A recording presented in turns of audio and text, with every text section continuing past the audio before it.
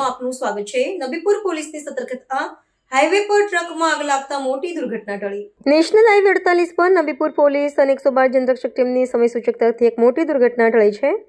બનાવની વિગત એવી છે કે અમદાવાદ મુંબઈ હાઈવે પર એક ટ્રકમાં આગ લાગવાની તૈયારી હતી, જેની જાણ થતાં જ નબીપુર પોલીસ સ્ટેશનના કોન્સ્ટેબલ ધર્મેશ કુમાર બકોરભાઈ અને 112 જનરક્ષક પાયલટ યશરાજસિંહ ધર્મેન્દ્રસિંહ ગણતરીની મિનિટોમાં ઘટના સ્થળે પહોંચી ગયા હતા।